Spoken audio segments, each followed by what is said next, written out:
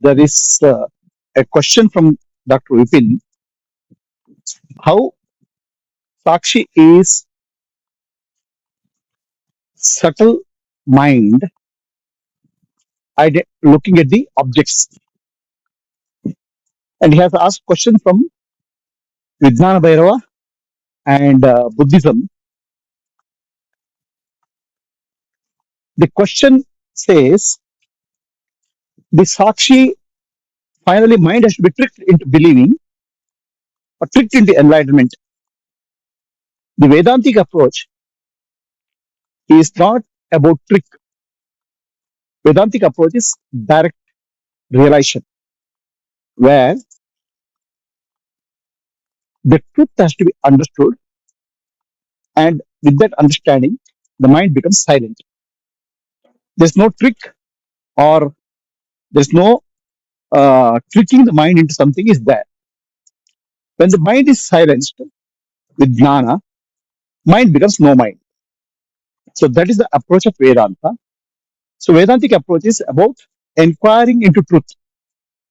So the best part of this Vedantic approach is Ramana Maharshi self-inquiry. He'll simply say, inquire who am I, rather than getting into too much of a conceptualization. When you say inquire who am I, it is not a mental inquiry, it's not an intellectual inquiry, it is shifting attention to the source of everything. That source is called nothingness or void in Buddhism, and that source is called Shiva in Kashmiri Shaivism. The light of void, what Buddhists take, is nothing but awareness, which is Atma Jyoti. So the question is, how do we drop Sakshi? Sakshi is your nature, awareness is your nature, and Saksham is what you see in the world, are objects. It can be physical objects, it can be mental objects, it can be subtle objects, it can be blankness. The Vedantic approach is simple and direct.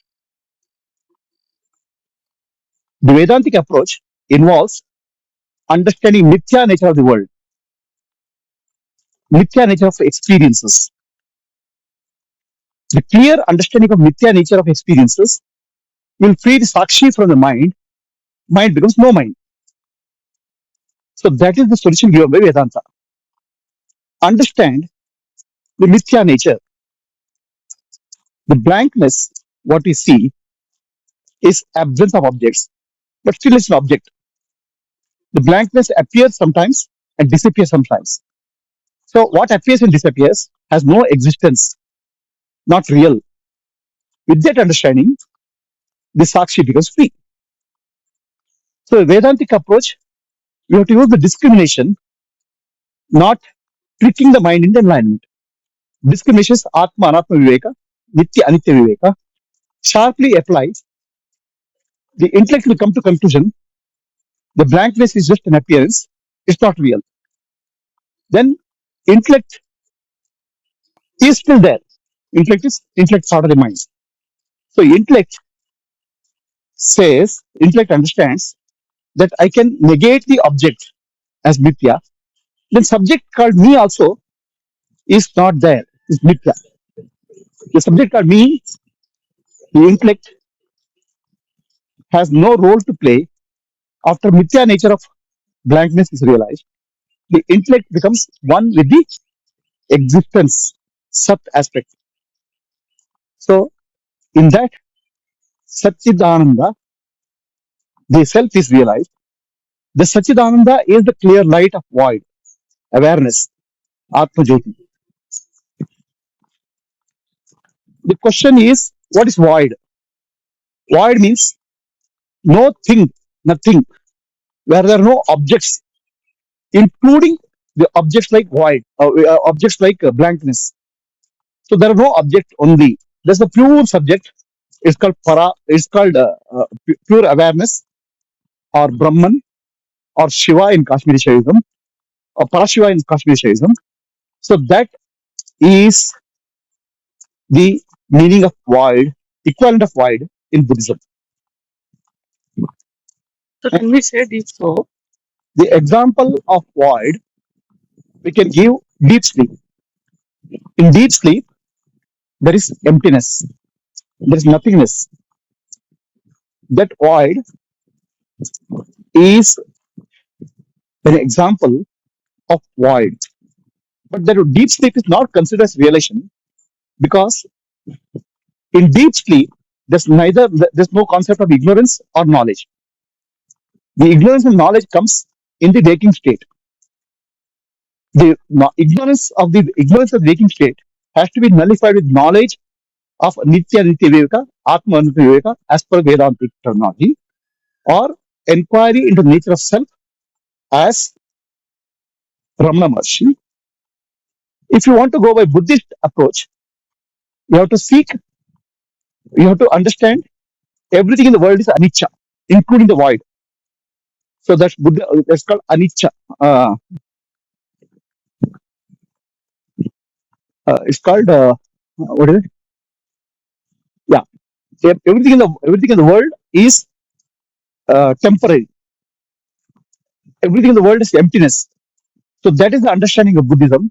If you want to take a Buddhist approach, intellectual understanding won't help. A deep vipassana can help in realizing the Buddhist concept of void.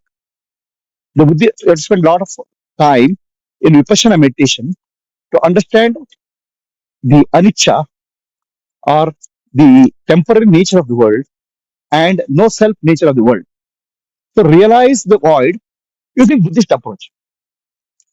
Or if you want to go to Kashmiri Shaivism approach, then Kashmiri Shaivism has three levels of experiences: Veda, Veda, Abeda.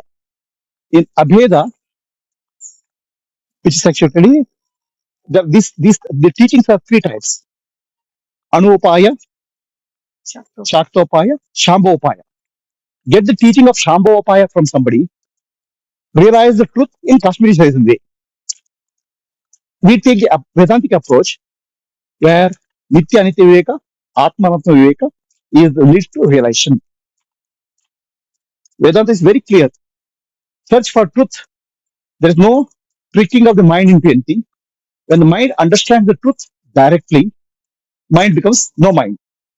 That truth, understanding of truth directly is called a sharp discrimination. Nitya Nitya Viveka, Atma Atma Viveka. Apply that consistently to the void also. Then mind becomes no mind. So Vedantic approach, I would say, is the seeking the truth.